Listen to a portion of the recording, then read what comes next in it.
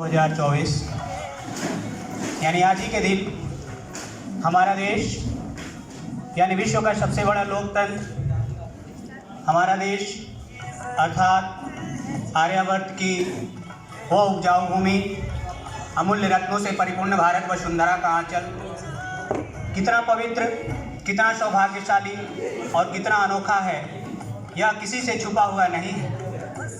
समय समय पर इस मातृभूमि ने ऐसे ऐसे नरत्नों को जन्म दिया है जिनके जीवन ज्योति से जग शीतल जगमगा उठा।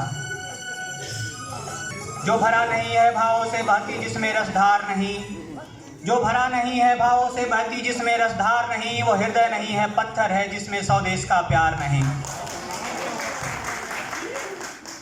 चूंकि हम सब यहाँ उपस्थित सभी युवा हैं, की जरूरत है उसी प्रकार एक राष्ट्र को सर्वोच्च शिखर तक ले जाने में एक युवा का अहम योगदान है।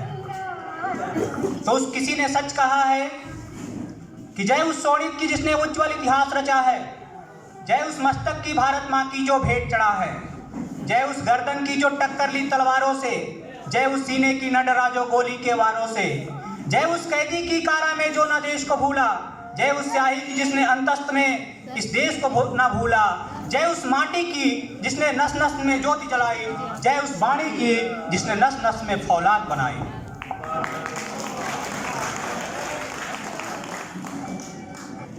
उसे कहानी कौन कहे जो युग पृष्ठों में छपी नहीं, उसे कहानी कौन कहे जो युग पृष्ठों में छपी नहीं, उसे जवानी कौन कहे जो बलवेदी पर चढ़ी नहीं। जो आग ना बुझा सके वो पानी क्या है, बहे वायु वेग से तो रवानी क्या है, और देश को देखकर खतरे में खून न खौले तो उससे बेहतर है बुढ़ापा वो जवानी क्या है।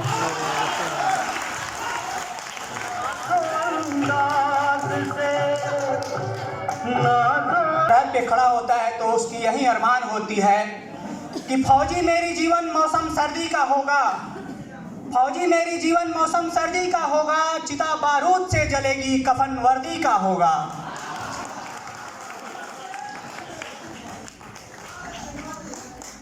और जब जम्मू कश्मीर जैसे सियाचिन जैसे बॉर्डर पे कोई खड़ा होता है तो कहता है, क्या कहता होगा?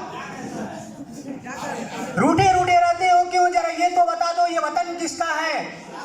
रूठे रूठे रहते हो क्यों, जरा ये तो बता दो ये वतन किसका है। पंजाब भुला दो मगर ये तो याद ही होगा, हिंद की सीमा पर पुरानी कश्मीर किसका है।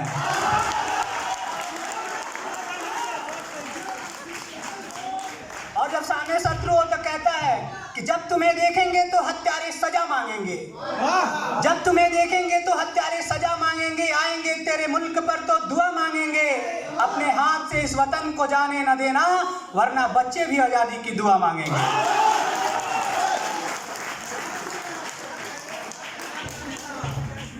ये आजादी आज जो हम उत्सव मनाने के लिए आए एकत्रित है, ये उत्सव हमें विरासत में नहीं मिली, ये उत्सव हमें भीख में नहीं मिली।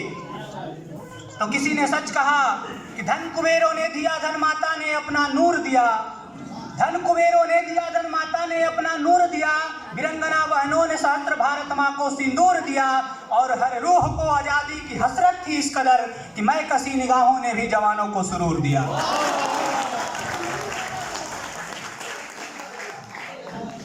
ये आजादी भगत की टोपी और आजाद की मूंछ, नाम क्या है सबके बाजुओं से पूछ।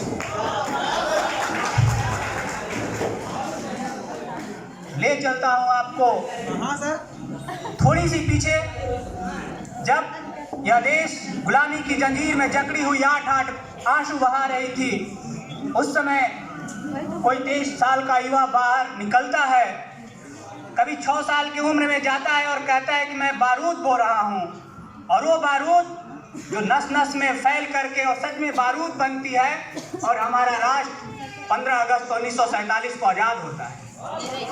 आज़ादी तो मिल जाती है मगर बिना शासन की, जिस प्रकार हम अपने एक परिवार में बिना नियंत्रण के कुछ अच्छा नहीं कर पाते, उसी प्रकार हम देश में जब तक हमारे पास मर्यादा ना हो, जब तक नियम ना हो, अनुशासन ना हो, हम देश को एक सर्वोच्च ऊंचाई तक नहीं ले जा सकते।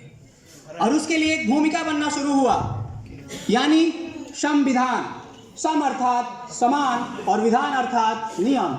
एक ऐसा विधान जो एक राजा पे भी लागू होता है और एक देश के भिखारी पे भी लागू होता है।